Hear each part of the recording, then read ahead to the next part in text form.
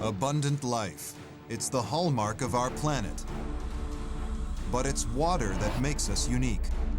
Liquid water is the essential environmental requirement for life on Earth. So when we look for life elsewhere, we start first by looking for liquid water.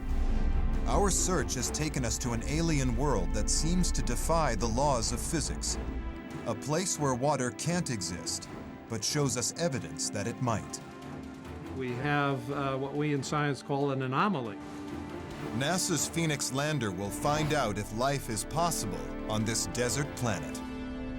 Welcome to Mars, the Waterworld.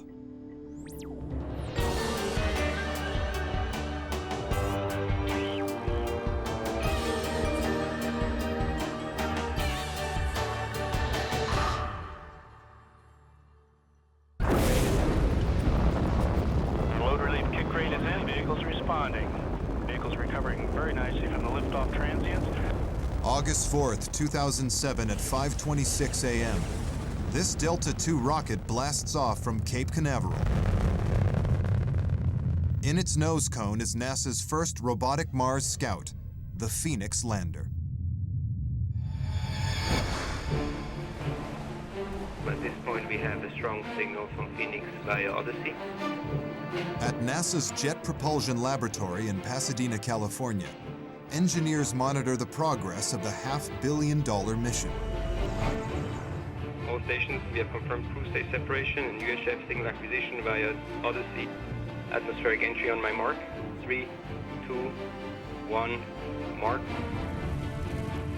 The new generation lander enters the final phase of its 400 million-mile journey to Mars. 1 minute since LOS, standing by for signal reacquisition. Phoenix will search the Arctic plains of Mars for the building blocks of life, including carbon, nitrogen, and most importantly, water. Touchdown detected. Landing sequence initiated. Phoenix intends to prove that life on Mars is, or was, possible. If it does, then life on Earth is not unique. This is a test simulation, but on May 25th, 2008, the team at JPL attempts this for real. Primary objective of Phoenix is to explore the Martian Arctic and to determine whether or not conditions for life are there today or existed in the past. If Phoenix finds what it's looking for, it will change our understanding of the solar system. If there's life on another world, it could mean that the universe is teeming with it, that the aliens of our science fiction could be a reality. Phoenix might even find them. But finding the signs of life on a planet millions of miles from home is an incredibly difficult challenge. The lander hasn't been designed to find life directly. It's been built to find the necessary ingredient for it: water. Chris McKay is a planetary scientist at NASA's Ames Research Center. When we look at life on Earth, we see an enormous diversity. Organisms that do all sorts of different chemistry, live in all sorts of different environments. But the one thing that all organisms on Earth have in common is a requirement for liquid water. So naturally, when we look for life elsewhere, we start first by looking for environments that had liquid water. Here on Earth, wherever there's water, there's life. Even in temperatures as extreme as 14 degrees Fahrenheit, organisms can survive. So if we find signs of water on Mars, we might find life too.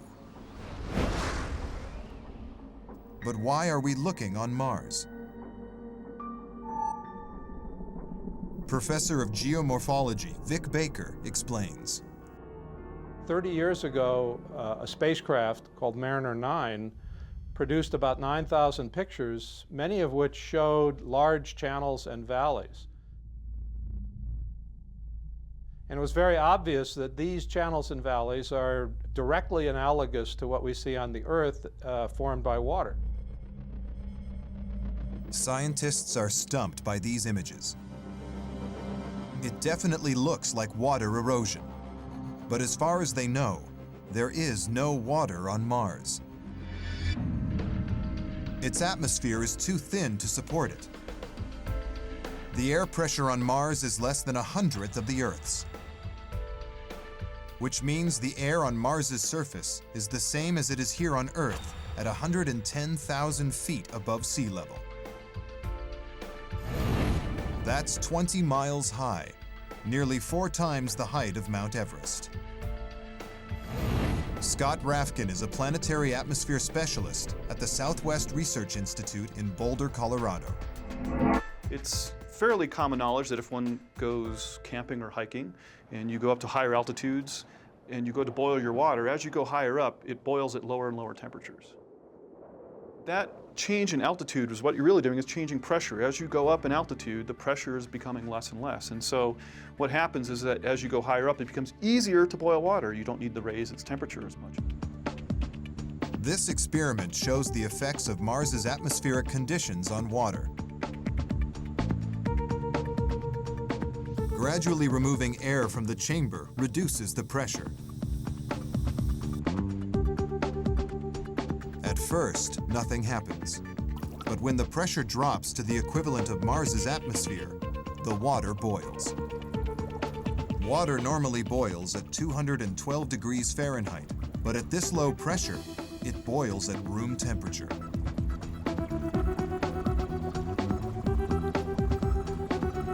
On Mars, this happens at just 50 degrees.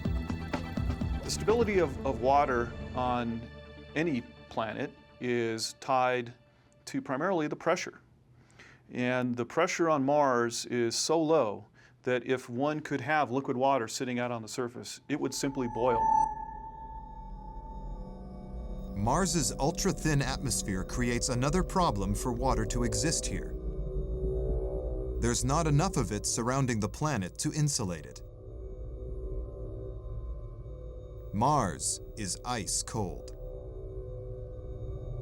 At its warmest, it's just 70 degrees Fahrenheit.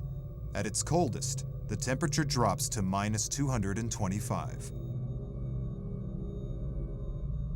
Now, of course, on Mars, we have another problem, which is that it's very, very, very cold.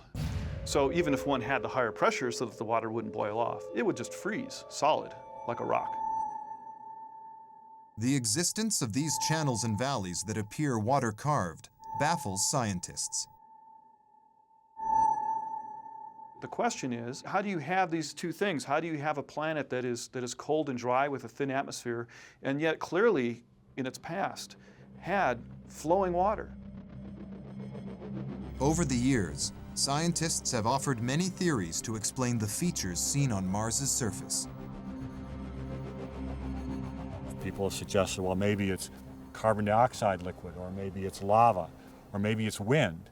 Well, wind, lava, carbon dioxide could have formed many of the features we see on Mars, but they can't explain all the features. And for the past 30 years, this has been the major source of science controversy. And it's the reason that the current NASA program is sort of directed with this euphemism, follow the water. Using the latest science provided by Phoenix, NASA hopes to prove once and for all that they were made by liquid water, a substance that shouldn't exist on the planet. But the debate is growing more controversial. In June 2000, scientists got very excited about these images taken by the Mars Orbiter camera, a probe that has been circling the red planet since 1997. This one was taken in 1999, and this is of the same location in 2000. The images clearly reveal a changing landscape. To geologists like Vic Baker, these recently formed features look strangely familiar. On Earth, we would call them gullies. They're sort of on the scale of hundreds of meters, no more than a kilometer. They're patterns like the veins in a leaf or branches in a tree that result from how water falling on the surface organizes itself into larger and larger drainages. These gullies and alcoves seem to have been recently formed by water. They have appeared in the southern hemisphere of the planet, on slopes that get the least amount of sunlight during each day, one of the coldest parts of Mars. Their similarities to gullies formed by water here on Earth defy logic and the laws of physics. So what created them? Did water flow across Mars in its past? And is it still flowing today?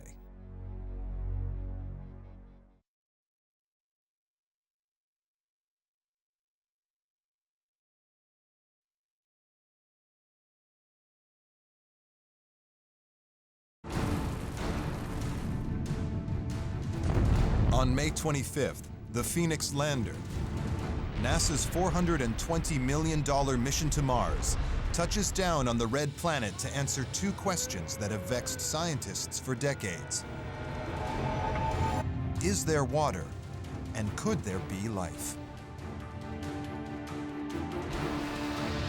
At the heart of this debate lies this rock that landed on Earth from Mars. Discovered in 1984 in the Antarctic, it's 6 inches long and weighs over 4 pounds. It's called the Allen Hills meteorite, and it's one of just 34 Martian rocks that have been found here on Earth. Johnson Space Center astrobiologist Dr. David McKay has studied this meteorite for more than 10 years.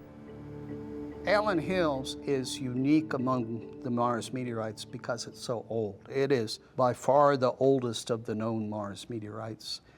And furthermore, with an age of 4.5 billion, it is older than any rock ever found on the Earth. McKay believes it contains proof life was possible on Mars.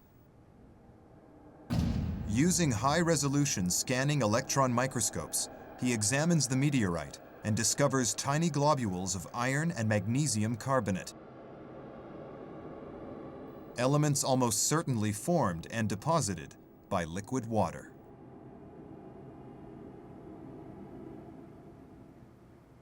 Carbonates are significant because they show that not only was water there, but it was relatively low temperature. McKay is convinced that this proves Mars's atmosphere was once very different and could sustain flowing water, so the conditions for life were present. By radioisotope dating the carbonate globules, McKay comes up with a figure. Water flowed on Mars 3.9 billion years ago. NASA's current crop of rovers scouring the planet backs up McKay's findings. This is Meridiani Planum, the landing site of the rover Opportunity in January 2004. It's a dusty area the size of Oklahoma. Photographs relayed back to Earth reveal the soil is littered with countless BB-sized rocks. NASA scientists nickname these puzzling objects blueberries. On Earth, similar deposits form, but only in standing water or hot springs. Geologists have uncovered blueberry-like clusters dating back millions of years in Lake Superior and near the hot springs of Yellowstone National Park. Their discovery on the vast plain of Meridiani Planum suggests this area was once saturated with water, or was even an ancient lake. In fact, closer examination of the surface of the planet reveals that much of it was once a water world. These images, taken by a high-resolution stereo camera aboard the Mars Express spacecraft, reveal Mars's watery, almost Earth-like past. This is a large depression called Ioni Chaos, and next to it an outflow channel called Eris Vallis. They're the remains of Martian river systems, and to planetary geologists like Jim Rice, clear evidence of ancient catastrophic floods. We took every river on Earth and put it in one spot, had them flowing at the same time. Some of these flood channels on Mars, when they were in full force, are 20 or 30 times bigger than those. What was it that happened in the Martian past? Why do we have a planet today that is very cold and dry and gives every indication that we don't have liquid operating on its surface? Why in the past did we form these channels? If Phoenix can figure out if water flowed across the surface of Mars in the past, it will explain the valleys and canyons we see today, and take us one step closer to discovering if water still exists, and even life. Now the Phoenix mission can confirm what the experts suspect. It must have been warmer, at least for some period of time, so that we could have liquid water on the surface. And the pressure must have been higher than it is now, or the water would have boiled away. Early in its evolution, Mars was much warmer. In fact, it was boiling.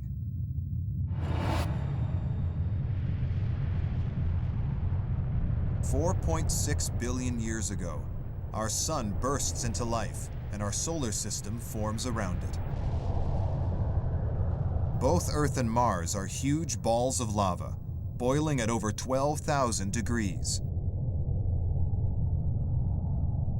Slowly, they begin to cool. Dr. Peter Smith heads up the Phoenix mission from its base at the University of Arizona. Earth and Mars formed at about the same time, but Mars is only half the diameter of the Earth, and therefore it would cool more rapidly. Mars's size proves to be the crucial factor in its transition from a fiery molten ball into a warm and wet planet. In this demonstration, two globes are used to represent Mars and our own planet, Earth. These scale models exactly replicate the difference in size of the two planets. Mars, shown here on the left, has half the diameter of Earth. Both spheres have been heated to the same temperature. Now they are cooling naturally. Infrared time-lapse clearly shows how quickly the smaller sphere representing Mars cools. Mars was cool enough for water at a time when Earth was still a red-hot ball. This water comes from comets. The early solar system is littered with large asteroids and comets made up of ice. As they crash into the planets, the ice melts. On superhot Earth, the water boils away instantly. But Mars is cool enough to hold on to the huge quantities of water released by impacts. And in that cooling, liquid water would be stable on the surface long before it would be stable on the Earth. And so during that period, it may be that you had rains and valley systems and lakes and all kinds of Earth-like situations. Scientists believe that 3.9 billion years ago, Mars had the climate and atmospheric conditions to support liquid water, an essential ingredient for life.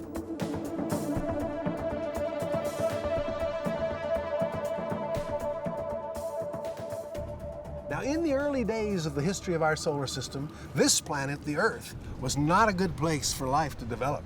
We had noxious gases all over the places, volcanoes belching out all sorts of stuff. Mars was warm and wet and wonderful. It was the most likely place for life to develop. Today, Mars is no longer warm, but is it wet? Understanding what happened to Mars's water is the primary goal of the Phoenix mission. Its success might hold the key to answering a 30-year-old question. Does water still exist on Mars?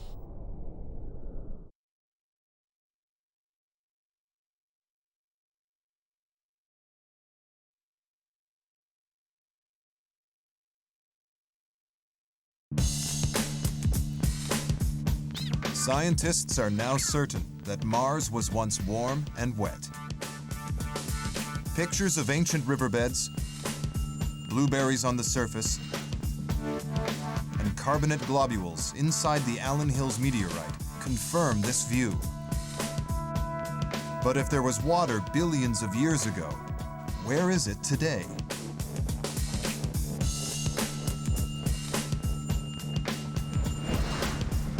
The question of whether water still exists on Mars will only be settled when NASA physically finds it. And that's the job of the Phoenix lander. It's being sent further north than any previous mission, to a site chosen because frozen water might sit below the surface. In 2003, NASA's Odyssey orbiter produces this image. Using its gamma-ray spectrometer, the spacecraft maps levels of hydrogen in the upper 3 feet of Mars's surface. Since high levels of hydrogen indicate the presence of frozen water, scientists think that these blue and violet areas, the densest concentration of the element, reveal an enormous frozen reservoir. In fact, there's so much water in the polar areas and the nearby ice terrains that if you spread that water around the surface of Mars, that alone would inundate the surface of Mars on the order of 6, maybe 10 meters deep. Phoenix's first job is to confirm that the hydrogen-rich area is in fact made up of water. Then scientists can begin to piece together the chain of events that lock the water under the planet's surface. Maybe then they'll begin to understand how the recent wet spots appeared.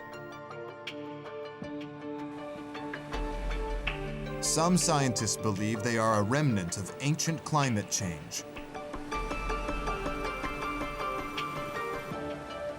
Mars cools much more quickly than Earth, allowing water to exist on its surface.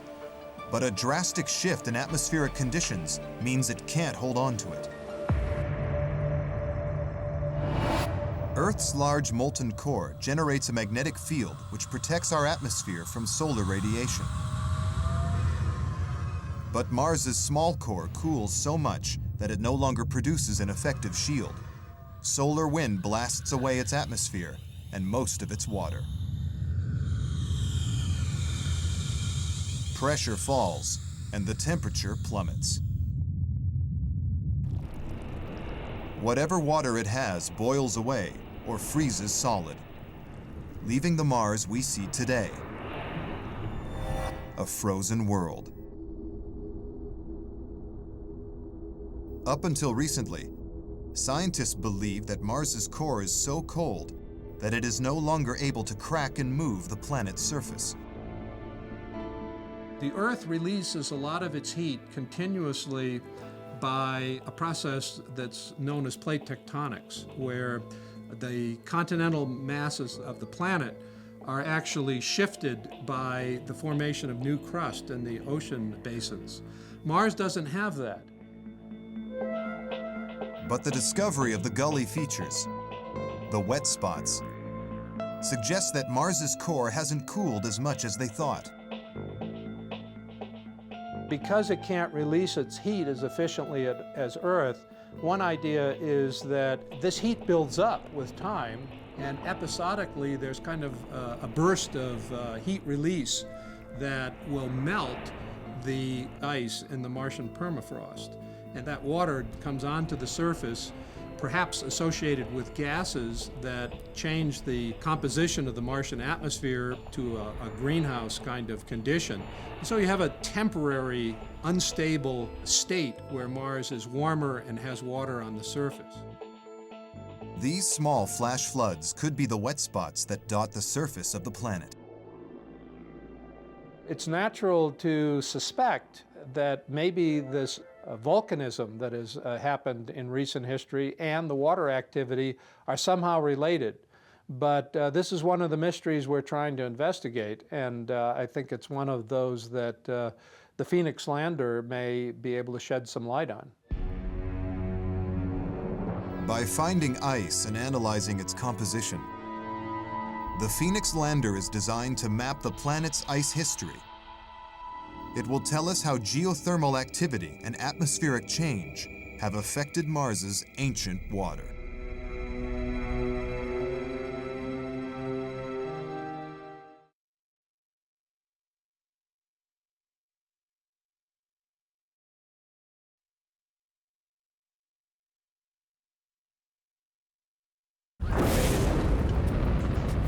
Load relief kick crate is in. Vehicles responding.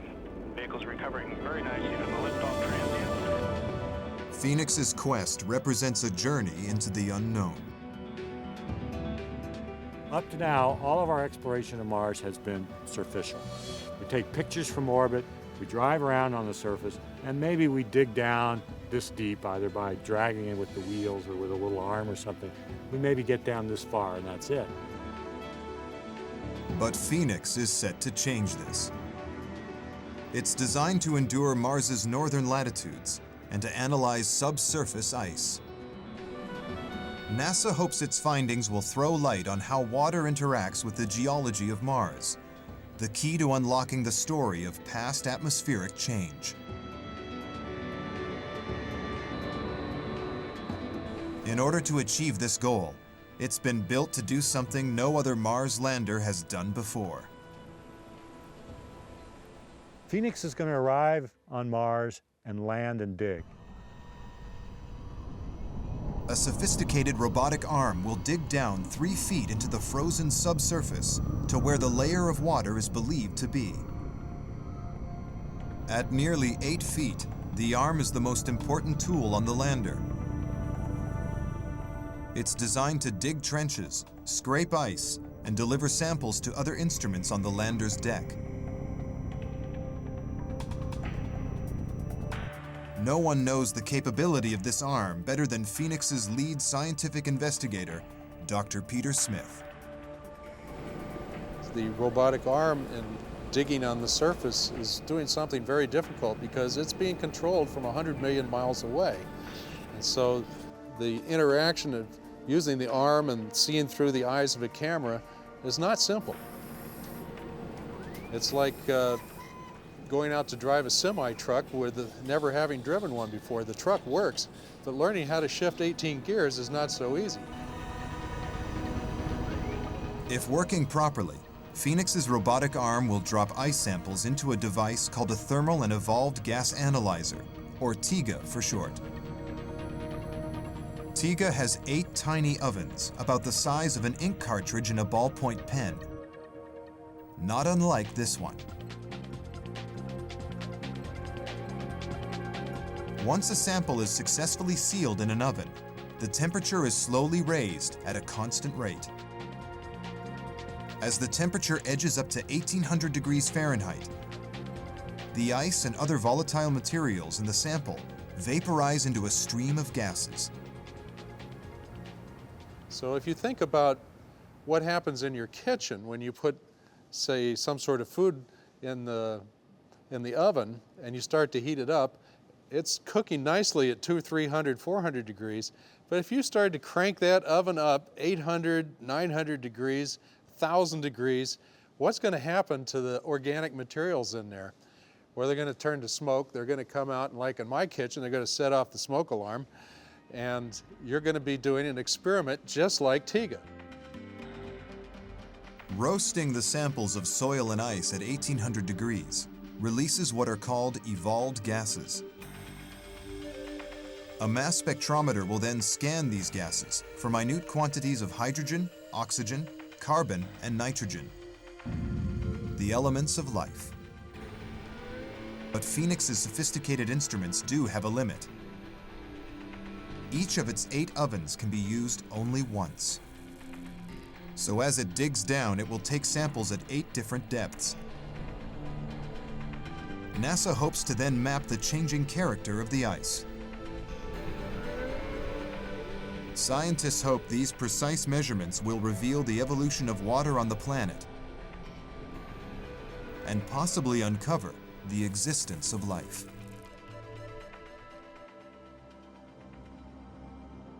To get a head start on the kind of data the lander might send back, the Phoenix scientists set out to replicate their experiments here on Earth. The geology of Mars and Earth is surprisingly similar. Mars is a cold, dry desert landscape of sand and rocks. But both planets share land features like volcanoes, canyons, and valleys.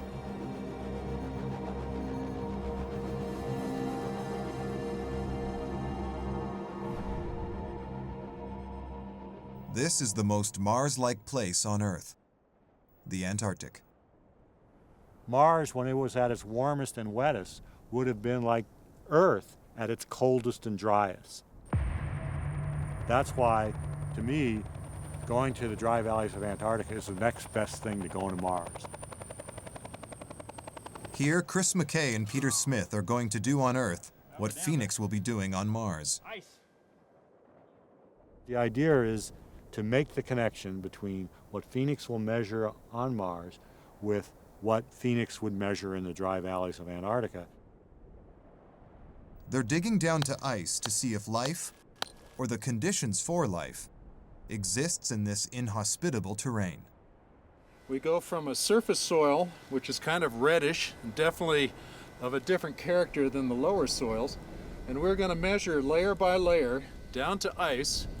We're using instruments on the deck of the spacecraft, and our robotic arm scoops up samples as it digs down and presents them to the science instruments, which analyze them right there on Mars.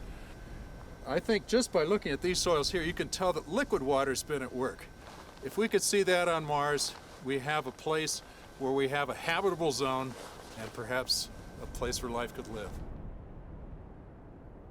McKay and Smith's analysis of Antarctic ice reveals that life can exist in the sub-zero temperatures found on Mars. It's really quite phenomenal what we can find in the dry valleys and in the high Arctic, how life can make do with small, transient amounts of liquid water. These life forms are called extremophiles. They're microscopic bacteria that thrive in extreme environments. They were first discovered 40 years ago in the 160-degree hot springs of Yellowstone National Park. Since then, others have been found living deep under the ocean, in supersaline environments, even in the uranium-rich pools of water in nuclear power stations. But it's the ones that live in the sub-zero temperatures of Antarctic ice that interest the Phoenix team. They reason that if microbes can be found here, then why not on Mars? So if Phoenix finds ice, it might just find evidence of life locked inside it. The other remarkable thing about polar deserts is how well ice and cold in general preserves evidence of life. We know that you can go up into permafrost in Siberia and dig out mammoths that have been frozen for 10,000 years or more. On Mars, we're hoping for the same effect. We're hoping to find, frozen in the ice on Mars, evidence of life that may have been preserved maybe for millions, but maybe even also for billions of years. Frozen micro-Martian mammoths, if you will. Not only will Phoenix detect changes in atmosphere and temperature, it has the ability to identify organics, crucial to the search for life. Our mission was designed specifically to touch water in the form of ice and to try and understand the properties of that ice, its history, its interaction with the soil, its interaction with the atmosphere, and really explore the question of is there or was there ever life on Mars? By analyzing the soil samples, Phoenix might finally identify the building blocks of life: carbon, hydrogen, oxygen, and nitrogen on Mars. And if we saw the organic materials, energy sources, and liquid water present in the past, we would say this is a habitable zone, and perhaps some sort of Martian life could live there. With the Phoenix mission, NASA's 30-year search for water on Mars could finally come to an end. And by following the water, it might just find life.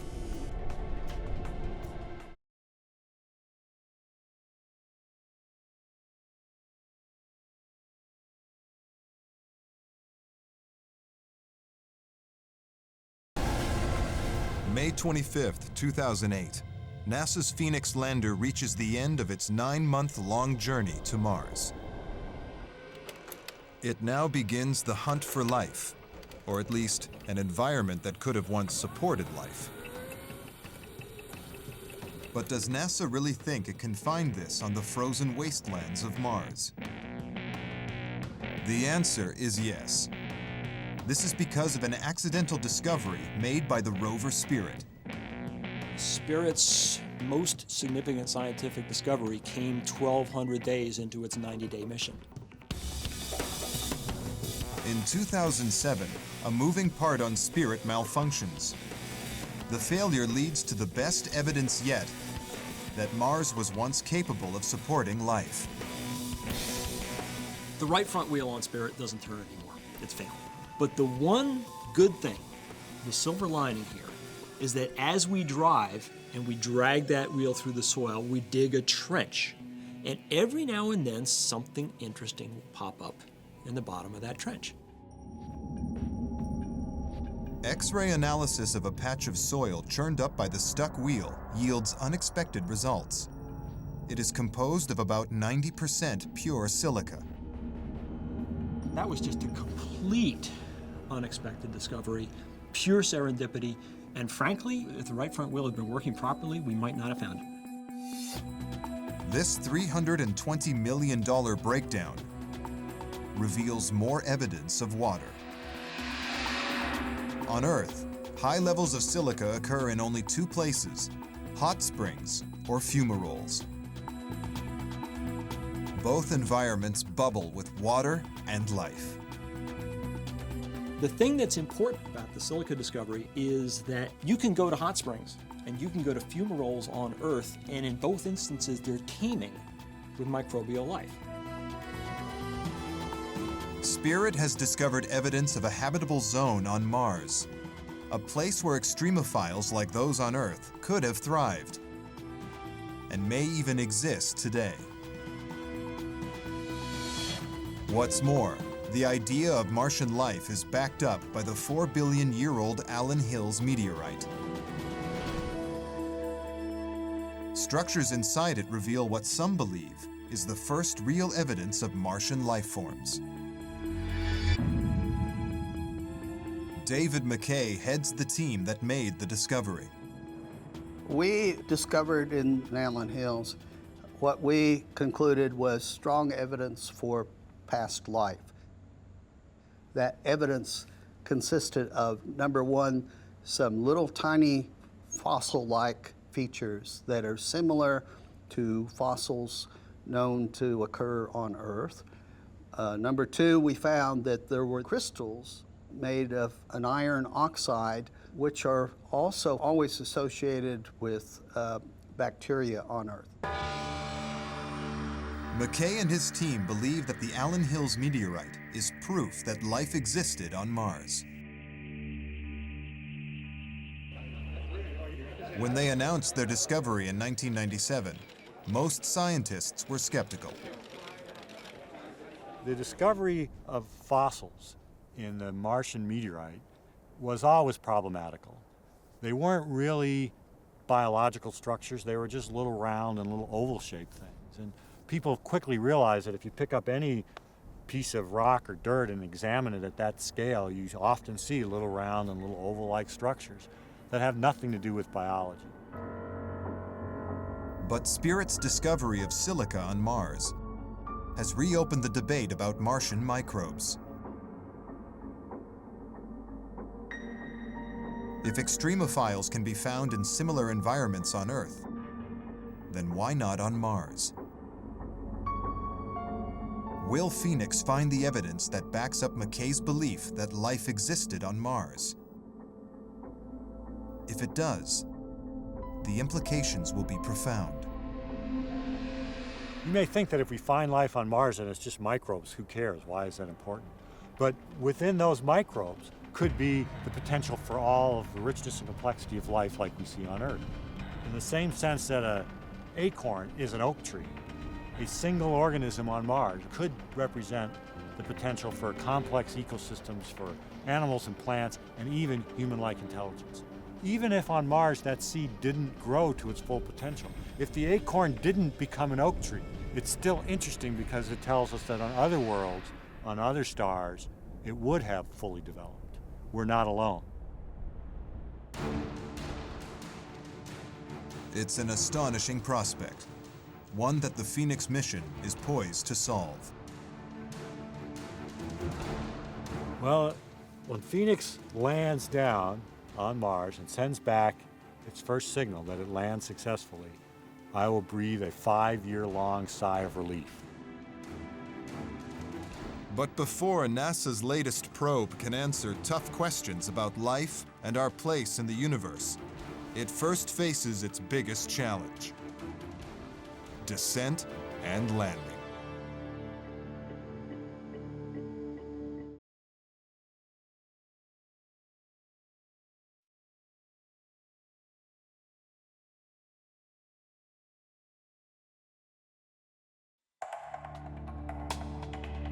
NASA's latest mission to Mars will try to answer some fundamental questions about the red planet and the nature of life in the universe. When Phoenix begins searching ice for traces of life, it takes us closer to understanding our place in the solar system. Is life on Earth a quadrillion to one miracle? Or does it appear wherever and whenever the circumstances are right? Before it can answer these questions, Phoenix has to safely get to Mars. NASA's probe approaches the planet at 74,000 miles per hour. All stations, Heliocom. At this point, we have a strong signal from Phoenix via Odyssey. On May 25, 2008, at 7:46 p.m. Eastern Standard Time, the team at JPL begins slowing the spacecraft down for a soft landing on the planet's surface. It loss of the X-band signal from the DSN does indicate an expected cruise stage separation. This man is responsible for bringing its speed down from 74,000 to 5.5 miles an hour. He's Gentry Lee. The risky part of the mission begins as we near Mars. When we hit the top of the atmosphere, the process of slowing down begins. And in that 6 to 7 minutes, we slow down from tens of thousands of miles an hour to single digits miles per hour so that we can land softly. It's a process that involves 3 distinct phases. They're called EDL: entry, descent, and landing. Each is potentially deadly. Friction from the atmosphere slows the craft to about 750 miles per hour. First, you have a heat shield, which takes this enormous potential energy and converts it into heat. That's 99% of the deceleration. Then when it's done, out pops a parachute, and it takes another 99% of the speed out.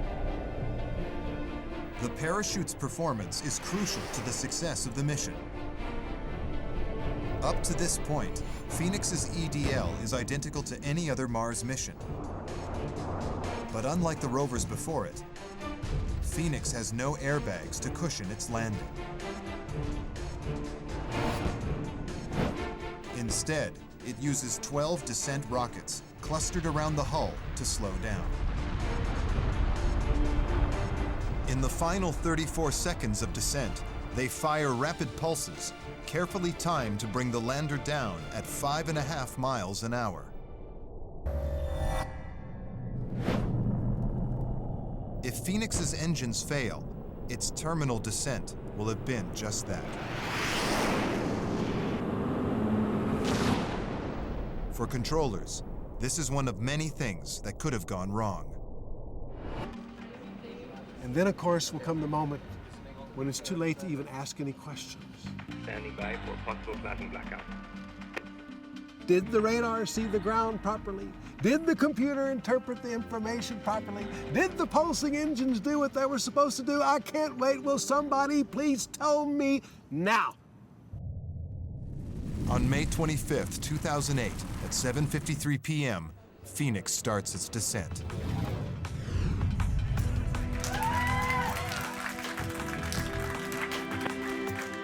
Ground velocity 90 meters per second.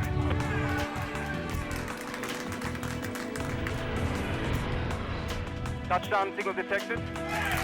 Landing sequence initiated. The landing is a success. For the team, this is the culmination of 5 years' hard work, and yet the mission is just beginning. These are the first images Phoenix sends back to Earth. The search for life on the Red Planet begins.